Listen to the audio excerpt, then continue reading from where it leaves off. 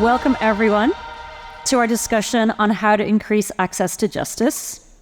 I hope you all enjoyed the keynote presentation from Brian Banks this morning. I hope you got the chance to attend.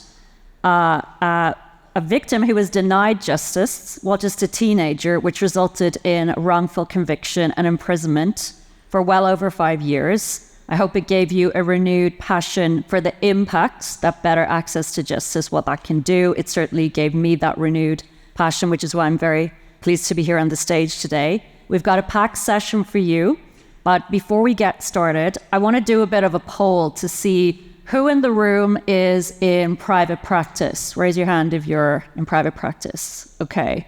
Who is working for a nonprofit? Okay. And who works with pro bono services? Who's providing pro bono services? Okay, great. I'd also like to thank our visionary sponsors for their support of the Clio Cloud Conference. We're proud to partner with all of you in transforming the legal experience for all. So my name is Niamh Pollack. I'm Vice President of Legal at Clio, so I'm Clio's lawyer. I love coming to the Clio Cloud Conference because I get to meet firsthand all of the lawyers who we serve. I serve the corporation, but in doing so, I serve the legal industry, transforming the legal experience for all. So I've met a bunch of you over events over the last few days, but yeah, if you want to meet and have a chat afterwards, I'll be hanging around. I joined Clio at the start of 2020, so I've been there for about 4 years, and seeing the company's commitment to improving the legal experience across various areas of the legal industry has been incredible. I don't think you can work at Clio if you are passionate about transforming the legal experience. I think it's very apparent when you meet my fellow Clions, but it's something that's certainly very important to me. So I've seen the amazing work that's been done by lawyers who use Clio, and we've got some of those amazing lawyers here today.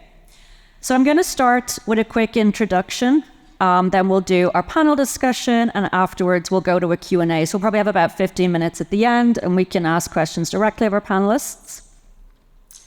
So today I have with me some exceptional leaders who have all taken different paths to increasing access to justice.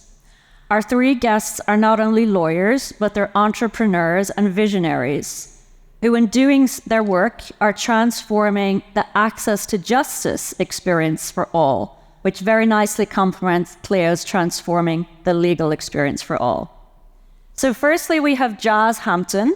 Jazz is the CEO and General Counsel at Turn Signal. Turn Signal is a Minnesota-based tech company that provides real-time guidance from an attorney to drivers while their cameras records the interaction. And we'll explain a little bit more about the technology as we get into the session. Next, we have Natalie. Natalie Ann Knowlton is the founder of Access to Justice Ventures, which supports entrepreneurs who are developing scalable access to justice solutions. And finally, we have Nora Cregan here to my left. Nora is the founder and executive director of the Access Project. She leverages technology and the pro bono commitment of the private bar to improve access to justice to underserved communities. So Jazz, Natalie, and Nora, thank you for joining me today for this panel. So without further ado, let's get started. So Nora, you're sitting right beside me. Can you tell me a little bit more about your story and what inspired you to follow this path of increasing access to justice? Sure. I started my legal career at McCutcheon Doyle in San Francisco and was a partner there eventually, and was also the chair of the pro bono committee while doing my litigation practice. And after quite a while, I left there and took a break. And during that break, I was working, just volunteering at different organizations in the Bay Area, and also I'm on the board of the Lawyers Committee for Civil Rights in DC. So I'd spent a lot of time doing election protection, which some of you have probably done, which is a very large-scale, very process-intensive program. And so I started looking around at how all of the different community members of providing pro bono service work together, from the lawyers at the law firms to the clients to the legal services organizations and the community organizations that are in the middle. And I kept feeling like there were disconnects and that nobody was looking at things to figure out what the best way to deliver the services was. And then, I mean, obviously people wanted to do the best thing, but people tend to just keep doing the programs the way they've always done them. And so I founded the Access Project to try to really take a human-centered design perspective to the problem of getting really great work product from lawyers, delivering it in an efficient way to legal services organizations so that they can use it and rely on it so that we can scale legal services. Thanks. Thanks, Nora. That sounds incredible. Jazz, why don't you take us through your path? How did you get started? What inspired you? Yeah. First of all, thanks for having me. Thanks for moderating. Absolutely. Here. Thanks for coming. So I'm born and raised in Minneapolis, Minnesota, and unfortunately, people used to think of Minnesota and they think of maybe Kirby Puckett or Kevin Garnett or the Mall of America, and that's what we used to be known for. And unfortunately, due to tragedy, we're thought of a lot in connection now to George Floyd or Philando Castile or Dante Wright. And I'm a black lawyer in that city at the time in 2020. But before I started TurnSignal, my career was kind of a cobbling together of different backgrounds and sets. So I started with computer science as my undergrad, which is rare for lawyers, especially ones that don't practice patent law, which I didn't. When I was in law school, I was a public defender, and I enjoyed that for 2 years. And then I went to do general civil litigation because I had student loans to pay back, which I still haven't paid back all the way. But nonetheless, so I was working in a civil litigation law firm, 150 attorneys in 15 states. I was the director of diversity, equity, inclusion for that law firm as well. And then tragedy struck with George Floyd's tragic passing in 2020. And I was asked to be on so many panels at the time, especially being in that city, being the director of diversity, equity, inclusion. And I kept feeling like I was talking about solutions, but I wasn't building or being a part of any solutions. Of course, I was on nonprofit boards and doing things like that, but I didn't feel like I was on the ground, a part of a solution. That's what my two co-founders called me. They both have their MBAs and they're not lawyers. And they said, Jazz, we're thinking about connecting lawyers to a driver in the moment they're pulled over on a video call to de-escalate the interaction, to protect those people's rights and to get everyone home safe. And I immediately jumped into lawyer mode. I was like, tell me about passive liability. And I ran through all of the questions. And to their credit, 45 days after they had already started working on this, they said, will you leave your law firm job and join us in the journey to build TurnSignal? And that was almost 3 years ago to the day. And we're now nationwide and available to connect drivers to an attorney at the press of a button anywhere in the country. And it is the first time I felt like I was using all of my skills at once, but chasing something that I care so deeply about, which is access to justice. Incredible. And we're going to learn a little bit more about the technology as we get through the session. Thanks for walking us through the background there, Jazz. Natalie, tell us about your story arc and what inspired you to get into the access to justice field. Sure. First off, thank you all for being here. It's my honor to be on this panel with these esteemed guests here. I'm going to preface my story by saying none of this was according to plan. So imagine my excitement that I'm here and everything seems to have worked out. When I was in college, I spent the bulk of my time researching and studying World War II humanitarian issues. And so coming out of that experience, I thought I'm absolutely going to go to grad school, study humanitarian law, but I'm not going to go to law school. Next thing you know, I'm in law school and grad school, and the law school took up the most of my time there. But I thought it was really important to have that legal underpinning in order to have teeth to some of the concepts that I was learning in graduate school. So I fell into a nonprofit institute at the University of Denver coming out of law school. It's the Institute for the Advancement of the American Legal System. I worked there for almost 18 years doing research into civil justice reform. And where I really came into this access to justice path was when I started leading our family justice initiative. And I became very quickly radicalized to the plight of self-represented litigant and people who are going through the system without a lawyer. And from there, I just became a really staunch advocate for ensuring that we have a better process for these individuals. Amazing. Walk us through your story. Jazz, I'm going to come back to the technology because I was very curious about how it worked, and I don't know if our audience today is familiar. But maybe you could take us through a real-time interaction where the TurnSignal app will potentially de-escalate what could otherwise be a tragic alteration. So if I'm driving my car, I'm not a lawyer, I hear that siren. Even as a lawyer, I get scared when I'm driving and I hear a fire truck or a police car. I'm thinking, was I speeding? Did I do something wrong? As lawyers, we are somewhat comfortable with perhaps some of the talking points as to how we might manage some of those back and forth conversations. But certainly non-lawyers and as we know, marginalized communities, racialized communities, you're never going to feel comfortable when you hear that siren. So you're driving your car, you're pulled over. What happens next? Take it over. Yeah, and you spoke to it really well. We see the gambit. Our drivers often represent the exact population of a specific area. So if it's a really racially diverse city, our drivers match that. In the suburbs where it's less diverse, they also, our representative pool matches that as well. So we always talk about parents, partners, and people of color. Those are the groups that are gravitating towards having turn signal. And so when an individual is pulled over and they press that button, it instantly starts recording with the front-facing camera. So your phone is mounted or it's on the dashboard, and that video is recording the entire interaction between you and the officer. But what people forget, and I encourage you to think about it now whenever you see someone pulled over, I guarantee if you pass a car that's pulled over, the officer is not at the window. It's actually a vast majority of the interaction is just the driver talking to that attorney, because they're going to be on that screen within 8 to 12 seconds. They are to guide that person through the interaction. And they're all trained in de-escalation. All 350 plus attorneys that are constantly answering calls are trained to answer these calls and trained in de-escalation, because we want to ensure that everyone gets home safely in that interaction. So for those first 3 to 5 minutes, 3 to 8 minutes, it's really a conversation between the lawyer saying, where are you coming from? What are your concerns? Is immigration your primary concern? Is your own safety your primary concern? What can I do to help? And in a really safe environment where it's just us talking, it's when the vast majority of the conversations happen. One of my favorite testimonials we ever had just came in the last 2 weeks, and a mom made her daughter download turn signal.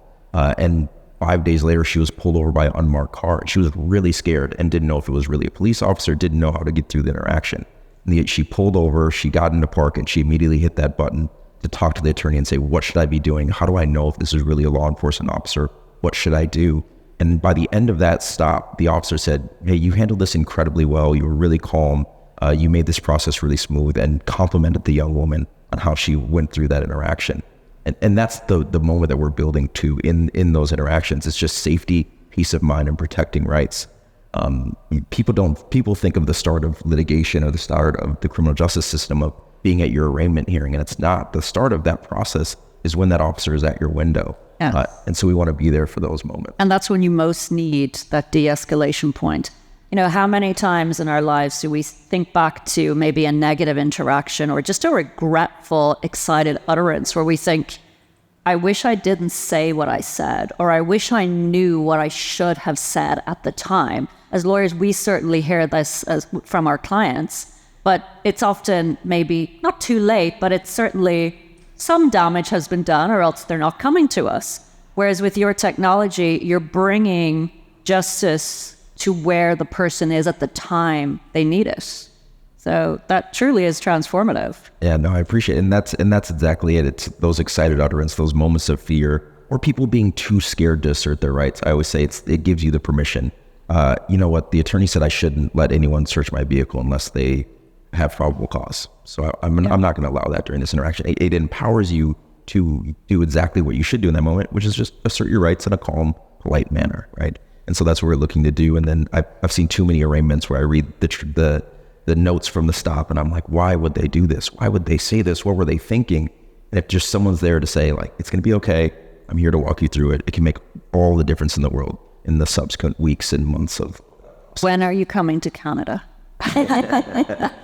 I just saw someone on my team laugh when he said that, because we're working actively on it, and Turn Signal's doing a lot more than just being on the phone. We're working on building and integrating. We're working with some partners to integrate into vehicles. So the attorney is going to be on the screen of the dashboard when you're being. That's long, lonely highways. Yes. Prairies. So we need you.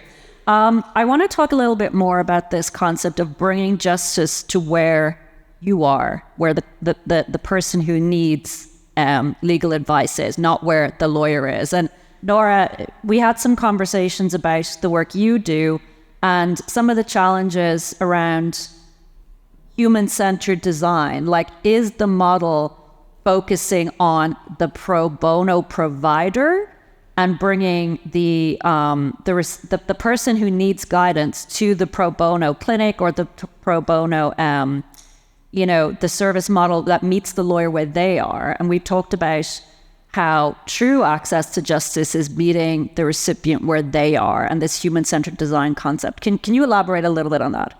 Sure. So just to give you an example, one of our programs, our biggest program, is providing expungement, post-conviction relief services to community college students who are formerly incarcerated or system impacted in California.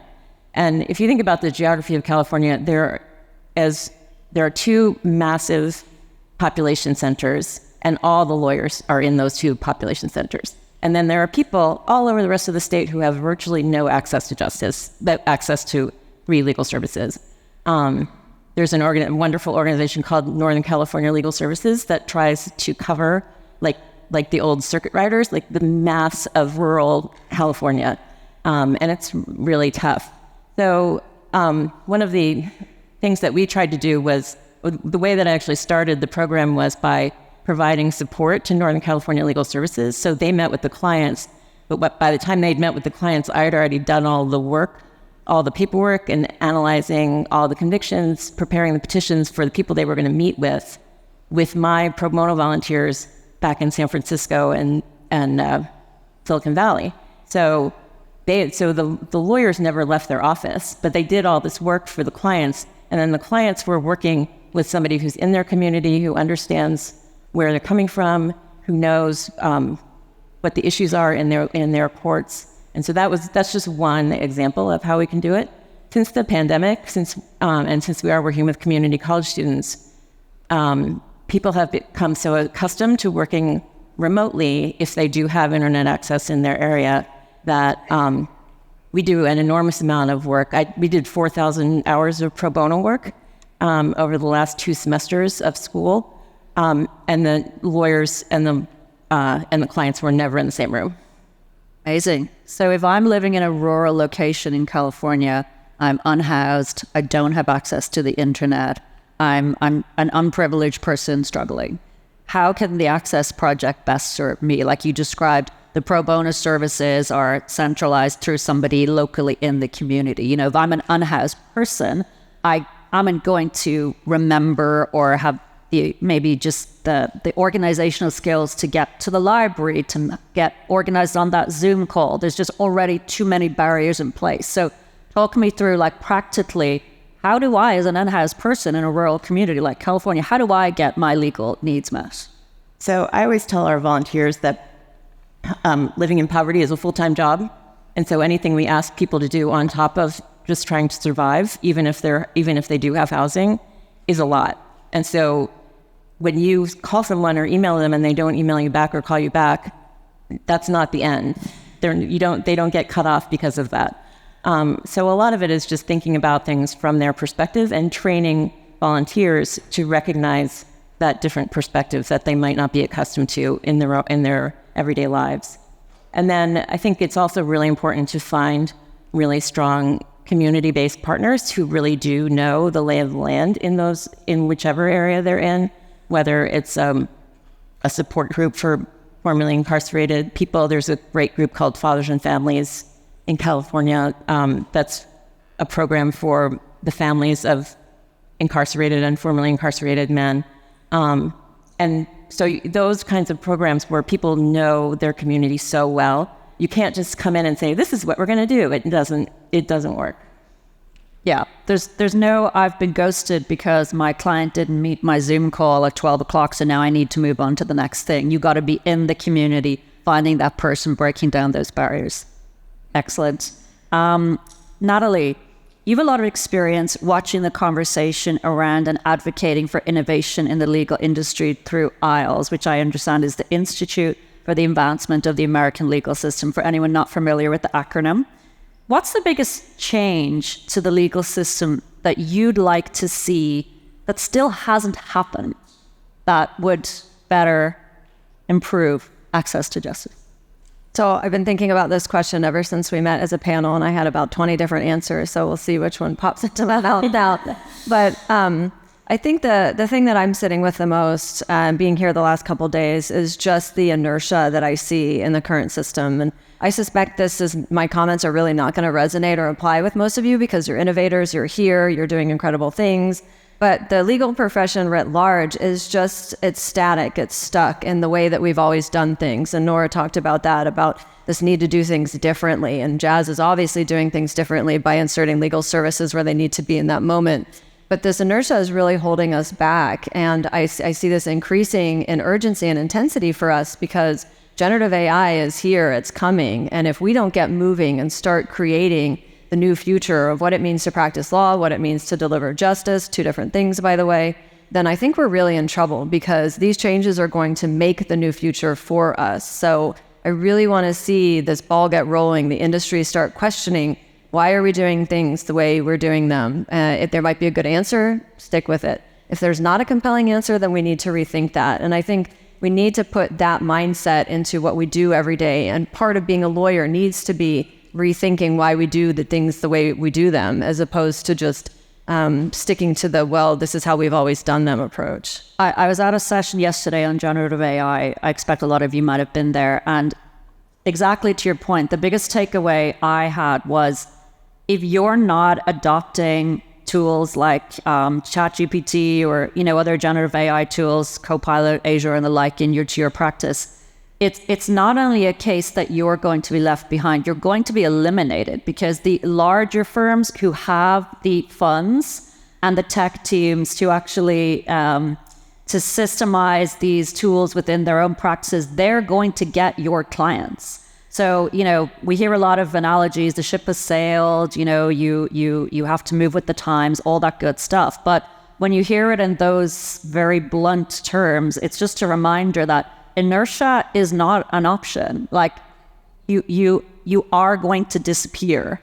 So certainly for me, working in a tech company, like any way that access to justice service providers, pro bono service providers, can integrate these tools within their own practices. It's a must. It's not even a discussion. So yeah, I think there's hopefully we're gonna see some traction there. But Natalie, tell me a little bit more about the quality of legal services and access to justice. We see that these can sometimes be opposing each other. What would you say to this? So I know that there's this common argument of the two-tiered justice system. You hear this frequently when we talk about bringing non-lawyer providers into the system or allowing technology solutions. On one side, we have that two-tier system now because there's so many people who can't access legal services and can't access justice. On the other hand, I don't think that it's a thing that quality will suffer if we have new tools and access to justice can bring about quality legal services. It's that black and white mindset, I think, that it's either quality or a lawyer, or access to justice or a lawyer. I think we need to break that down. I'll just pick on Noella, who's in the room, Ryzen winner, Rasa Legal Services. She and her Utah sandbox entity is using a non-lawyer, and I'll just use that term for brevity. She's using non-lawyer providers to provide really critical expungement services to give Utahns a second chance. They are absolutely getting top-tier legal services, and they're being delivered by someone who didn't go to law school in a way that is really changing lives. So it is possible. It exists along a spectrum based on complexity of the issue, sophistication of the provider, education of the provider. So it's not as simple as a yes or no assessment, I think. Oh, definitely. Anyone else want to chime in there? I think that's for people who are worried about it or feeling like they're going to be left behind. It's a point on which you can compete. If you get yourself out ahead, not only will you be better off in terms of your margins, but one of the really big things that I focus on is I built a whole website just for the students in this program, and it's written for them down to like every last little detail. So for just to give you an example, I have them fill out a questionnaire when they need to write a declaration telling their narrative of rehabilitation for these petitions. So they fill out the questionnaire. I use an app to turn that into their rough draft. And then I don't send them, they never see their questionnaire. They see a rough draft that they've written basically, but it goes to them in the form of a draft. And it also goes to the volunteer who's going to work for them. One of the things that I've noticed are just the smallest little things will make such a huge difference. Like last year when we did this, I said, do you want a volunteer to help you? And maybe a quarter of the people said no, because I think it's, it's private. It's not necessarily something you want to do. And all we did was change that to, we highly recommend that you take a volunteer. And almost everyone did. And almost everyone finished the program this year. And last year, the people who didn't accept a volunteer didn't end up getting it done. So I think there are ways that you can use these tools to your advantage to market yourself as someone who's really responsive, really thoughtful about how your clients are processing information, getting their product, getting what you need from them in a really efficient way so that it doesn't take them a long time. I love the way you rephrased the question to a recommendation and, very much changing the outcome. I do that a lot with my kids. Jazz, I'd like to ask a few more questions about the turn signal technology and what the future of this type of functionality could look like. Obviously, driver interactions, scary moment. You definitely want your lawyer there guiding you through the conversation. How might the technology be relevant for other times when you're in legal services? Maybe you're being stopped and searched, or you have a unfortunate interaction in the workplace. Maybe you have an injury. As I said earlier, there's so many times where we wish we asked the right question. We wish we knew what to say. We wish we didn't say something. I can see this technology being really forward-thinking in terms of I can access an expert in the jurisdiction I'm in who can give me the proper relevant guidance, and it's affordable and it's on my cell phone. Like, it sounds groundbreaking to me. So just curious, what might the future of this functionality look like? The product roadmap for us is long, and I would say that the timing of things changes based on opportunity and what's available to us in that moment. But you're absolutely right. Right now, we connect drivers to an attorney when they're pulled over or when they're in an accident. That product roadmap is a lot more iterations. Pedestrian solution is what we call what you were describing of someone walking in being searched, or what we hear a lot was when people are at protests actively wanting to know if their rights are being protected, if officers or individuals are approaching them during an active protest. We literally had a request to go to Burning Man this year and have it available to all the people at Burning Man. There's a lot of pedestrian solution opportunities, and then a lot more iterations. I'm sure a lot of people, and I loved seeing the hands in the crowd of people who are actively practicing right now. And I'm sure a lot of them have websites where people are coming and writing things. Hey, I need a lawyer potentially for a divorce or a slip and fall I had at work. And then the fall off in that response time, if it isn't quick, it's dramatic. And so being able to connect them to a person real time in that moment, not only can be great for retaining clients, but also to shorten that huge access to justice gap, because people throw around the number 70% of people that need a lawyer don't have one. And we're trying to shorten that. So all those different forms, from pedestrian solution to employment and family law, is what we're growing into. Or just the inertia, as Natalie said, of, well, I have to find a lawyer, I have to get engagement, I have to find the fees. If it's on your phone, that's literally bringing access to where you are, access to justice to where you are. Natalie, I know we talked a lot about the responsibility of regulators to make changes to improve access to justice at a macro level. So some of the conversations we've had when we were prepping for our meeting today is that there's certain states that are allowing new models of co-ownerships of law firms. Some of you might be in those states. So we have Arizona with its ABS license, Utah through the regulatory sandbox, Washington, D.C. allowing for a limited co-ownership and fee sharing. We're seeing a loosening on the rules. Lawyers have this grip on the rules of who gets to provide legal services. And the analogy I always think of is, if I go to a hospital and I'm seriously ill, I just don't care who treats me. I just want someone to make me feel better, whether it's a nurse, whether it's a trainee, whether it's a doctor. And similarly, when you're facing barriers to getting justice, does it really matter to the recipient who that person is or how that law firm is set up from an enterprise level? Talk us through some of the changes from a regulatory perspective that can break down some of these problems. Sure. So the two rules that are in question in the states that we're talking about here, one are unauthorized practice of law restrictions. Of course, UPL is completely amorphous in most states. We don't know what it is and we don't know what it isn't. So that's challenging in and of itself. But as we pointed out, that this UPL changes do envision a tiered service provider approach. Now, this doesn't mean, and I know a lot of attorneys when they hear UPL reform, they often have a reaction, well, this means that unqualified people are going to be offering legal advice. And that's absolutely not what it means in the states that are exploring this. It means these are new programs, whether it's a very limited bankruptcy form that people have training to help someone fill out, or if it's an entirely new career pathway, an allied legal professional with 2 years of post-college degree allowed to offer legal services in certain key discrete areas. So these are trained individuals, and there's this fear that that's cutting into what lawyers can do. But as you practicing lawyers in the room know, there are certain cases that you just don't take because they're not worth taking them. They don't give a return on investment that you need to support your family and pay your bills. So these other providers can do that, and so that's what these states are experimenting with. There's an element of consumer choice in there as well, and we can talk about that later.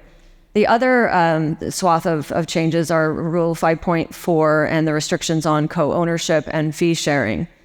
This is a little more of a hot button issue, but there are a number of states that have determined that the risk portfolio is fairly low, allowing a non-attorney to come in and own a law firm and deliver legal services. We're gathering data. We're going to understand this in much more detail in the years to come.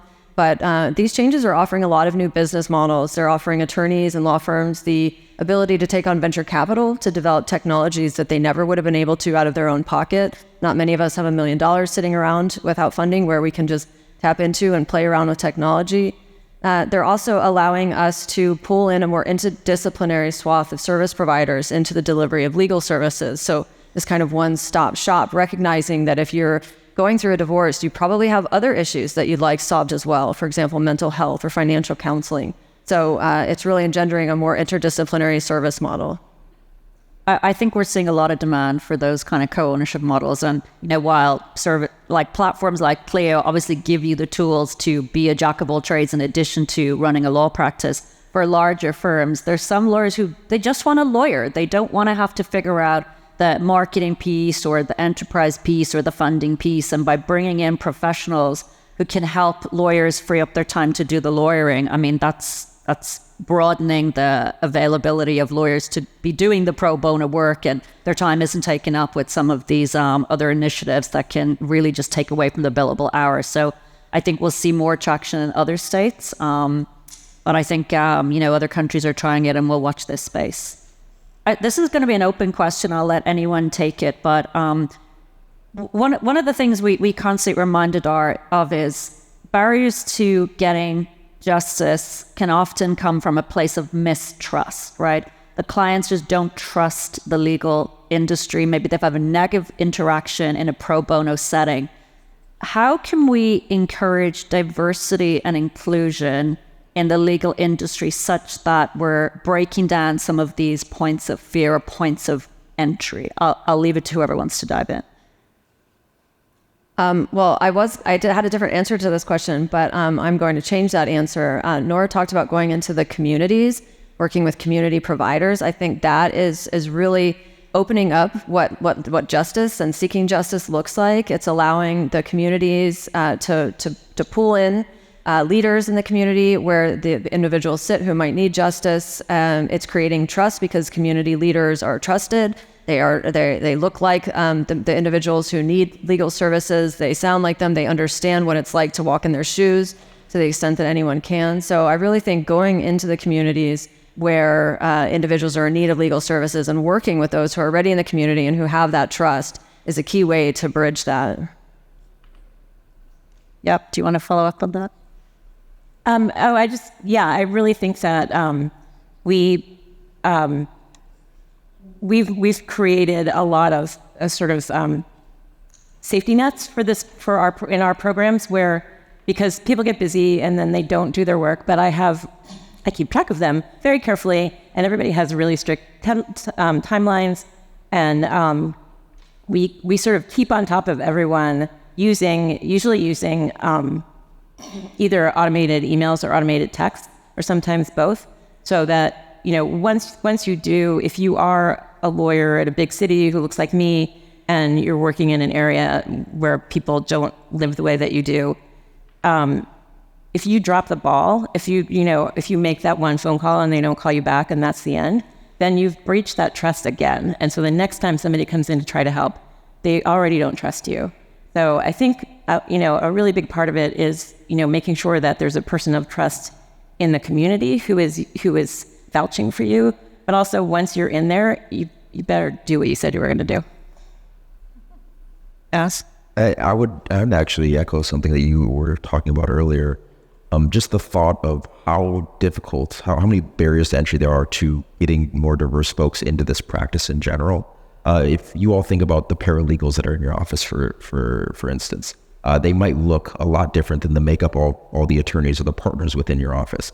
I don't know about all of you, but my paralegal for the 8 years I was practicing was a better lawyer than I was. Full stop. She was amazing. And should she be able to transition that 20 plus years of legal work that she's done into a legal practice? Should we make that apprenticeship more realistic for folks? Should we, in the state of Wisconsin, I don't know how many folks are from there, you don't have to take the bar exam after you graduate from law school. You graduate from law school and you are a lawyer. Wisconsin's doing fine. They have a lot of great lawyers over there. There's a lot of different barriers to entry that we can break down to diversify people that are doing the representation or the legal work. And then on top of that, that makes the clients more receptive to come to those folks. There's a reason that people who have similar interests or look similarly, when they go into a lunchroom, sit at the same table. There's a comfortability factor there. And if we can build more diversity within the legal profession, it'll help us reach more of those individuals that need the services as well. I'm fascinated by the Wisconsin story because I practice in Canada and in Ireland. I'm called in both jurisdictions. After law school, you have to do what's called an articling training contract under what's called a principal. Then you have to go to the law society. So there's a whole more range of things you have to do after you finish law school if you're in a common law jurisdiction. So yeah, Wisconsin seems to be ahead of the curve. Nora, you have the most experience here. And you were a litigation partner at Bingham & McCutcheon, as you mentioned at the beginning. You represented Fortune 100 companies, large-scale antitrust, intellectual property, commercial litigation. But you also served as your firm's pro bono chair, and in doing so, made the firm a national pro bono leader. So how did your experience in private practice lead you to focus on this full-time career in access to justice? Well, that was a very kind way of saying that I'm a lot older than anyone else here. And with age comes wisdom. And to be honest, I got burned out. I went to private practice to pay my school loans, and I paid them off. And then I was good at it, and I made partner, and I stayed until, in a different kind of DEI issue, I got completely burned out, and I was luckily in a place where I could take some time off, and so I did. And when I came from a pretty progressive firm that we tried to do a lot of really interesting things, and even at the time we were thinking about programming and how to attack problems. But I thought we were great. Like, I thought we were doing such a good job. And then I started volunteering at local organizations that I thought I knew pretty well. And when you get them in a room without any pro bono lawyers there, they refer to them as the pro bonos, and they say that like they're talking about something on the bottom of their shoe. And I kept thinking, I thought we were doing such a good job. I don't understand this. And that's what led me to think like, oh, we're not setting up the volunteers for success. Like, they can't do a good job if you say, oh, we're going to get on the Justice Bus, which is a California thing, and drive to a church 3 hours away, and we're going to give you an hour of training while you're on the bus, and then you're going to do a clinic, and then we're all going to go home. And the clients are going to go home with a giant pile of immigration papers or clean slate papers, and we're going to say, okay. So, I mean, for me, that's an example of the legal services organizations trying to provide a service that they think their law firm donors would like. And so you have to look at who that was really for. And I don't mean to pick on the Justice Bus; they did amazing work, but as the laws got more complicated, it became really hard to do that correctly. And so that was really what brought me to it, was just looking at, I kept seeing things from other people's perspective. And also I mentioned in Eve, while we were getting mic'd up, that I have a son with autism. And so I got trained from the time that by the time that he could talk, that I was always trying to figure out what his perspective was. And so I didn't make that connection for a long time, but I realized that like this is just sort of burnt into me now. And so every time I look at a problem now, I'm like, well, what does this person want to get out of it? And what does this person want to get out of it? And in your pro bono practice, in terms of like anticipating what people need, I think, what Jazz is doing is unbelievable, but like you can do it at a very low tech level by somebody. If you're doing a clinic and somebody is there for a specific thing, trying to anticipate like why do they want this record cleared, or why do they want this why do they want their DACA renewal, or whatever it might be. And if you ask that extra question, sometimes you'll find that there's a whole bunch of stuff behind that they need that they don't know about. And so we always try to anticipate that by saying like, well, people are in community college, they're expecting to do a career, so we give them a training, and we give them like little cards that they can keep in their wallet of what their rights are under the Ban the Box Act in California. So it's kind of like, it's not as good as like touching a thing on your phone by any means, but it's kind of the same idea of like anticipating, putting yourself in your client's shoes and anticipating what they might need. I love that human-centered design concept. Jack Newton, our CEO, he wrote the client-centered law firm, and what you're referring to is the human-centered design model for access to justice. Put the human at the center of the experience and bring justice to where they are, not where you are. All the sound bites. Yeah. I think one of the really important things about that you probably heard a lot about this week is like that one of the main tenets of human-centered design is how fast you iterate on what you tried. And I think that's really critical. You can't just say, well, I tried this and it didn't work. You're like, if you just tweak things, just keep tweaking it. Tweak it every single time you use it, whatever it is, and see if that works better for you. Definitely. A few more questions, and then we're going to move to audience questions. Natalie, I heard you describe a story which I found very memorable. It was the starfish analogy, whereby we have good intention. We want to break down barriers. We want to provide pro bono services. We want to feel good about what we do, but taking one starfish from the beach and throwing that starfish back into the water, what helps that one starfish, there's a whole lot of other starfishes that need help. So my question to you is, what can the average lawyer do that's impactful? We have a cohort of folks here who care about this issue. I'm sure the entire conference attendees care about this issue. What are the most immediate things that will be impactful that the average lawyer can do on this issue? Yeah, so it's about scaling services and like consulting and other industries that are similar to law practice. We work often on the one-to-one model, and you're delivering bespoke legal advice in many instances, practicing at the highest level of your license. But in order to scale services, we have to start thinking differently. So this means, how can I create value once and then have that serve multiple people? Maybe we might be a bit closer to technology being able to offer bespoke legal advice than I initially thought, but it's not always even about legal advice. And I think we just heard some great examples here. So Nora talked about a card in a wallet, know your rights. That's quite simple. Now, you might never meet the clients that download that from your website, but I can guarantee they're going to know your name, and they're probably going to refer you if someone asks if they have a lawyer that they've used before. And then, as Jazz was talking about, participating in applications and services like his, most of the people who probably are using that app, without the app, would not go to an attorney if they got pulled over in a stop. So this is going to be kind of cringe, but maybe appropriate for a legal tech conference. I'm going to reference Richard Susskind, but he talks about how the internet has long disintermediated lawyers from legal consumers. The lawyers are really no longer the gatekeeper between consumers and exercising their rights and obligations. It's the internet, and then they move the matter without a lawyer for themselves. But he also talks about re-intermediation, and this is what Jazz is doing. He's allowing attorneys to re-intermediate themselves into the process further upstream where people need them, and this is what talking about Nora is doing. We're re-intermediating legal rights and obligations created by attorneys into the everyday lives of people as they live in their wallet. So thinking strategically about legal information, which is incredibly valuable, and we think legal advice is the gold standard, but think about legal information, procedural information, how you engage in front of a judge, the kinds of things that you might think consumers don't want from you because they're hiring you for advice, but in fact are very valuable. And again, you might never meet these consumers who are leveraging the information and the resources and the value that you're providing, but they will remember you. I love that. I have a final question on turn signal, and then we're going to open it to the audience. How does the privilege component work? You have your phone, you've been pulled over, there's a negative interaction, you're scared. How do you preserve that privilege when you're interacting with your new attorney?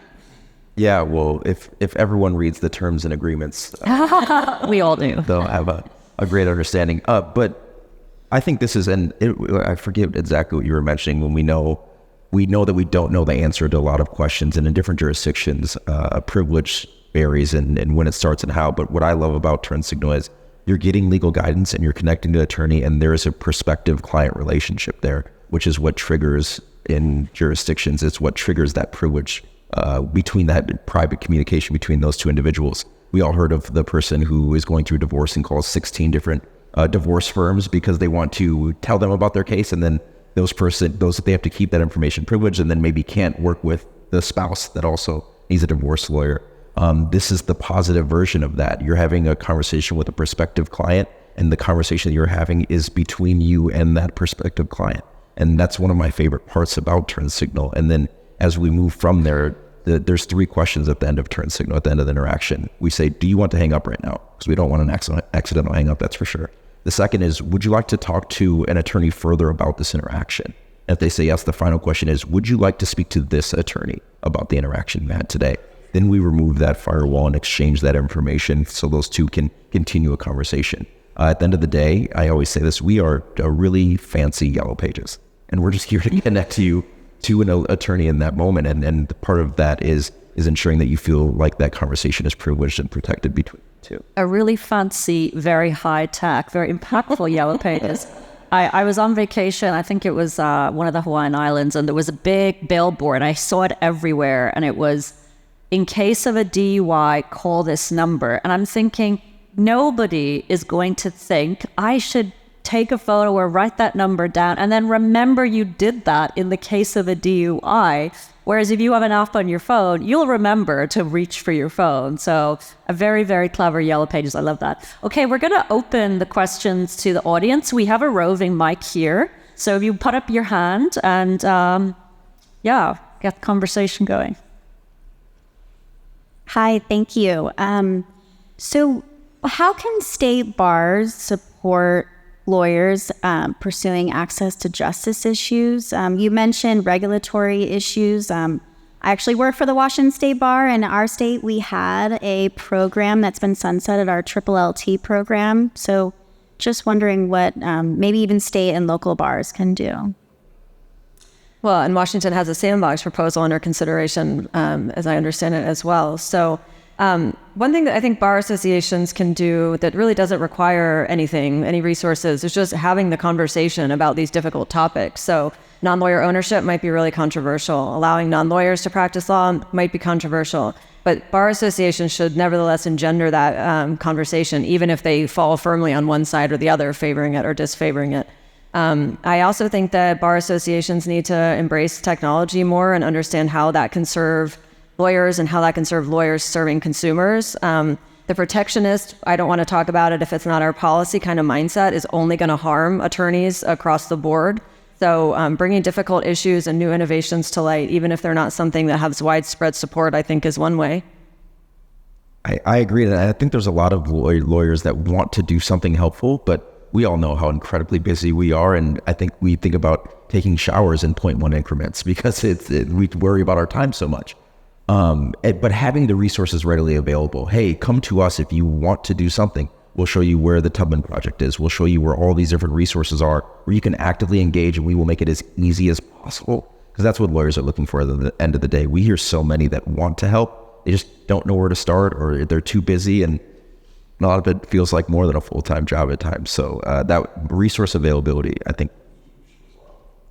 Yeah, and I think that in terms of sort of lawyer referral services and things like that, there can be many times they're very low tech, and I think that just going back to sort of first principles and looking at how those are done and figuring out a way to bring more information in before it goes out, not privileged information, but like just sort of things that'll help figure out who the right person for something is, and then matching those people up. And on the pro bono side of referral services, on the state bar side, I think that there's just a gigantic pile of forgotten programs where people said, oh, we're going to make a portal and there's going to be all these things in there and somebody's going to pick one and then they're going to do that work. And there's no safeguards, there's no adequate training.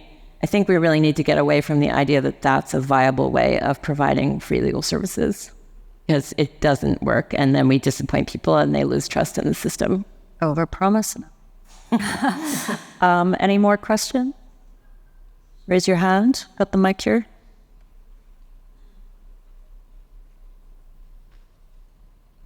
Hi, everyone. I'm Noella. I'm also a legal innovator. And my question is about, so to me, part of solving the access to justice gap is reaching people. And I think this question is specifically for Jazz, but welcome thoughts from anyone. What have you found as the best way to just get people to use turn signal to reach people? And just let them know that you're out there. I haven't found the perfect way yet, but we're working on it. Our team is incredible at finding different ways. Damien, who works on our team, is great at finding the lawyer side, which has been great to build the network. From the consumer side, honestly, social media has been an incredible way of reaching people. People love pithy TikTok videos about knowing your rights. And I always say they won't remember it. You won't remember the dance that you're supposed to do in that moment, and it's really difficult. And so we've used social media where we've had hundreds of new users in one day from a social media post that caught 200,000 views, right? And we have to meet people where they are, and so social media is the first step. Another one is just being in community at events. It takes a lot of time, but you have to be boots on the ground and meeting people where you are. There's a lot of trepidatious feelings around the legal system in general. So if they see you face to face and they're like, oh, you're the folks that are going to connect me, it makes it real. And so social media and then being in person in community is incredibly important, because people don't go looking for a legal solution that they'll need in 6 months. You have to bring it to them where they are. Any more questions? This actually follows on, Jazz. I was wondering how you get attorneys involved and kind of what they have to do on their end to be available. Yeah, attorneys join Turn Signal, I always say, for 3 reasons, and they can be all or one of the reasons. First, altruistically. We have a retired judge who lives in Scottsdale, Arizona, who answers, honestly, a super majority of the calls in Minnesota. He's licensed there still. He just does it because he wants to be a part of the solution. So altruistic folks come along. People who want to build a brand. It's really hard to build a brand around being a criminal justice lawyer, personal injury lawyer, but now you can say on your website or in your social media, I'm a Turn Signal trusted attorney. That is a brand building avenue. And then the third is because they want to build a client base. We have a person who has had a string of clients come into his door from one call that he answered that took 8 minutes. Then he referred that to a friend of a friend of a friend. And so when the lawyers come to us, either we're actively reaching out and seeking out lawyers that we think fit that profile really well, that care about those 3 things, or they come to us. And when they do, we take them through our de-escalation training. We vet their background. We go through their disciplinary history. We ensure they have insurance. We take them through that whole process. And then we have a whole onboarding day where we sit them down. We onboard them onto the actual platform in the app. We make test calls so they understand how it works and how they'll be able to receive those. So that process can be done in as soon as a week. It can be really quick, but we just have to find the right people. And we really, really care about finding the right people. Is it a 24-hour? 24/7. So we have attorneys that agree to do it 24/7. We have attorneys that only answer when they have time to answer. We have a model for all types of attorneys. And what we love is based on that network effect, there's always someone there to be there for our drivers in their moment of need. And we always say you don't have to. You can show up as you are. We don't expect everyone to answer in a suit and a tie. Every time that their answer return signal call, we just know that you're going to be there for that person in that moment of need. And if I could just quickly tie it back to the question from the state bar, and this is not with respect to Jazz's particular business model, but a lot of these prepaid legal service plans or insurance plans that allow kind of attorney networks like this are regulated at the state level, and some states are really restrictive about allowing attorneys to participate. So one thing that you can do at the state bar on a regulatory level is look at those types of prepaid legal services or discrete legal service networks and figure out how attorneys can participate in these things. Any more questions? Got a question at the back?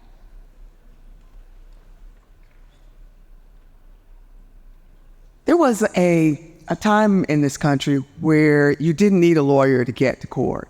And I think, as I think about access to justice, it might be interesting to look at it from those democratic roots. Can you all speak to the potential of technology, advanced technologies like generative AI or some of the justice tech applications to maybe get us closer to a place where the average person can get to the courthouse in a meaningful way without the assistance of an attorney? I think that's really important, and I think one of the things that has happened is, I know in the criminal justice reform space in California, the legislature has done some really positive things, and they keep adding retroactive remedies, and so now these remedies are sitting on top of each other like a giant pile, and it's really hard to train lawyers, let alone for people who used to be able to go in and say, fill out a form and hand it to the clerk and they would get their expungement. You can't really do that anymore because the laws have gotten so complicated and the legislature never goes back and rationalizes them. So they're all inconsistent with each other. I think that just gets to what seems to me to be sort of part of the reason. I think in these areas of law where there's a lot of repetition, where people are kind of going through the same steps at the same level, there's an enormous opportunity for well-designed programs to help everybody and not just people who fit the cookie cutter, but find the people who sort of fall out of that system and bring them back in, because we have tools that'll make it time efficient for us to do that.